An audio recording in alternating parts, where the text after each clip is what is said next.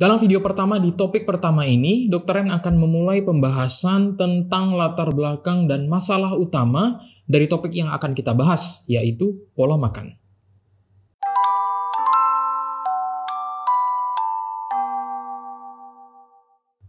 Ada istilah yang cukup terkenal yang berbunyi "you are what you eat", atau dalam bahasa Indonesia, kamu adalah apa yang kamu makan.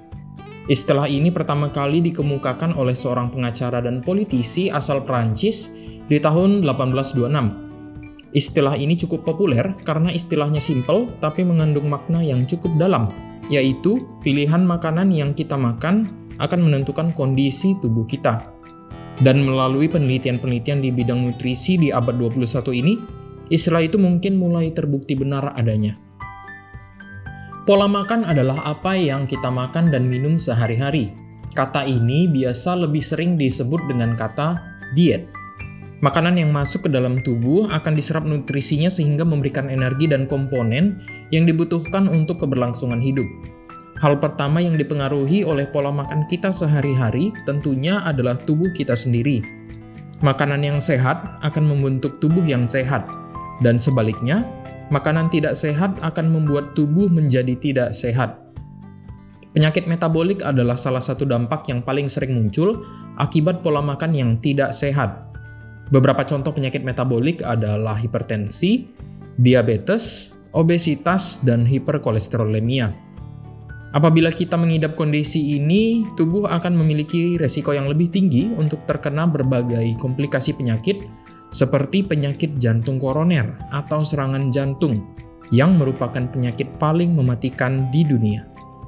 Pola makan yang berlebihan akan mengakibatkan tubuh memiliki energi yang berlebihan. Energi yang berlebihan ini akan disimpan dalam bentuk cadangan makanan di dalam tubuh kita, salah satunya adalah lemak. Penumpukan lemak yang berlebih akan menyebabkan kondisi yang disebut dengan obesitas. Obesitas diketahui dapat meningkatkan resiko banyak komplikasi penyakit akibat penumpukan lemak yang mengganggu fungsi berbagai organ di dalam tubuh. Setiap tahunnya obesitas dikatakan berkontribusi dalam setidaknya 4 juta kematian di dunia. Meskipun begitu, setiap harinya semakin banyak orang yang justru mengidap obesitas. Di tahun 2016, menurut WHO ada sekitar 13% penduduk dunia yang mengidap obesitas, yang artinya lebih dari 650 juta orang di dunia dikategorikan sebagai obesitas dan memiliki risiko lebih tinggi terkena komplikasi penyakit. Angka itu meningkat sebanyak lebih dari 3 kali lipat sejak tahun 1975. Peningkatan angka obesitas terjadi terutama di negara-negara maju seperti negara-negara Eropa dan Amerika. Di Indonesia sendiri, obesitas meningkat lebih dari 2 kali lipat hanya dalam kurun waktu 11 tahun, dari tahun 2007 di angka 10,5% ke tahun 2018 di angka 21,8%, menurut data Riskesdas tahun 2018. Padahal kita tahu bahwa Indonesia masih termasuk negara berkembang. Lantas apa penyebabnya? Mengapa lebih banyak orang menjadi obesitas dalam kurun waktu hanya beberapa puluh tahun saja? Apakah orang-orang tiba-tiba makan lebih banyak? Jawabannya mungkin berkaitan erat dengan perkembangan industri makanan. Di akhir abad 20, industri makanan mulai berkembang pesat. Makanan yang dapat bertahan lama dan mudah penyajiannya mulai diproduksi dalam jumlah banyak, sehingga meningkatkan pasokan makanan di dunia. Di abad ini, mulai bermunculan berbagai gerai makanan siap saji dengan makanan yang biasa kita sebut junk food. Selain itu, di abad 20 ini juga mulai diperkenalkan high fructose corn syrup, atau sirup dari jagung yang tinggi fruktosa, salah satu jenis gula yang banyak dipakai di industri makanan. Sirup jagung ini sangat mudah dan murah untuk diproduksi massal, sehingga dipakai di berbagai produk makanan dan minuman. Produk makanan dan minuman di era berkembangnya industri makanan ini biasa disebut dengan ultra-processed food, yang kandungan karbohidrat dan kalorinya sangat tinggi. Makanan tinggi kalori ini tidak hanya gampang diperoleh, tapi juga murah dan dibuat enak di lidah, sehingga banyak dikonsumsi oleh orang-orang. Hal ini adalah salah satu faktor utama penyebab naiknya angka obesitas di dunia hingga hari ini.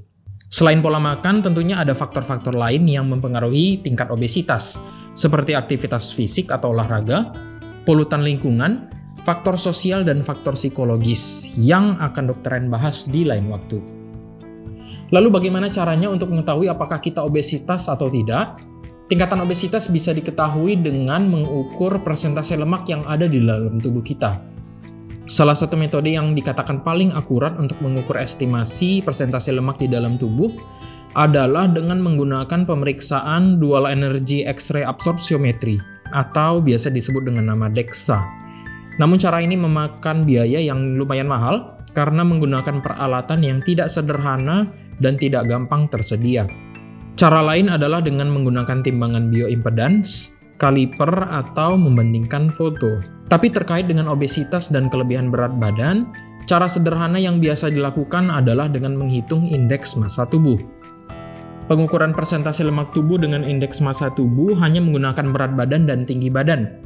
Rumusnya, IMT sama dengan berat badan dibagi tinggi badan kuadrat. Hasilnya dapat dicocokkan dengan tabel klasifikasi IMT berikut ini. Di sini di sebelah kiri, Dr. Ren menampilkan tabel klasifikasi IMT yang dikeluarkan oleh WHO untuk Asia Pasifik.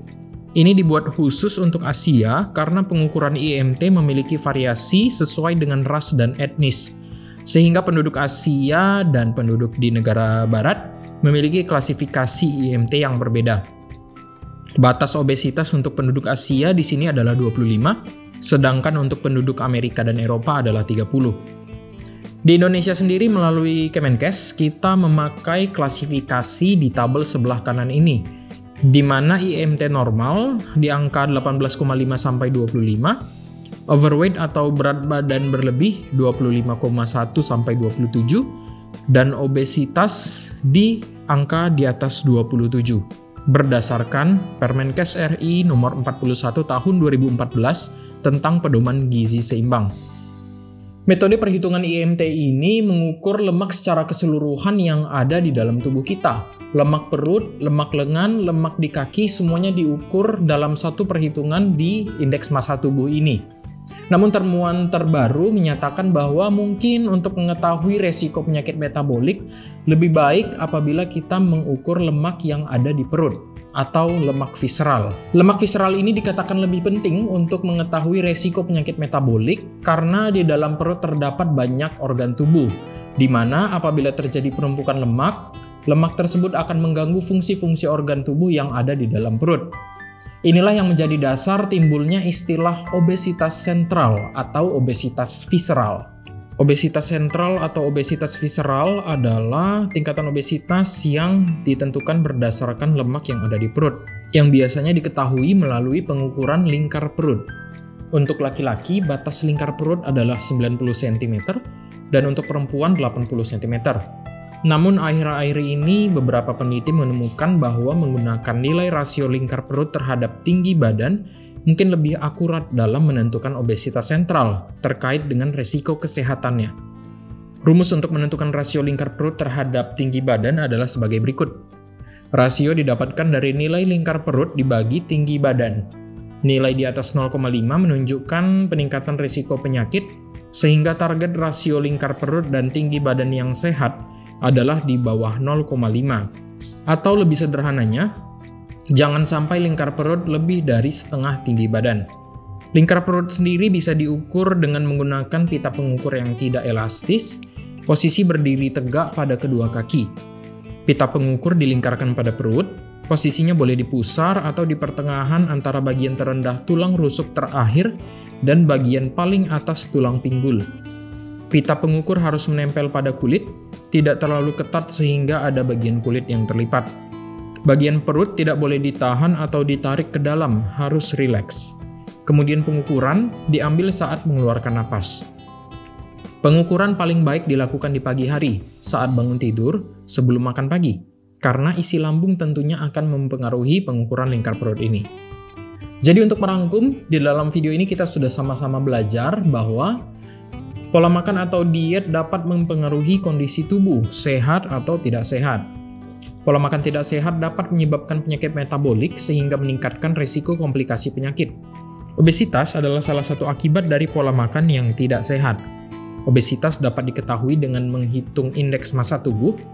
Obesitas sentral dapat diketahui dengan menghitung rasio lingkar perut dan tinggi badan. Dan terakhir kita juga belajar bagaimana cara mengukur lingkar perut dan menghitung IMT, serta rasio lingkar perut dan tinggi badan. Dalam video pertama, di topik pertama ini, Dr. Ren mau menekankan bahwa diet atau pola makan itu bukan hanya tentang berat badan, tapi terutama tentang kesehatan. Di video selanjutnya, Dr. Ren akan membahas tentang 5 konsep dasar diet dan berat badan. Tonton terus ya videonya. Sekian untuk video kali ini, semoga bermanfaat. Like dan komen kalau suka dengan videonya, dan jangan lupa subscribe biar nggak ketinggalan video selanjutnya. Sampai jumpa.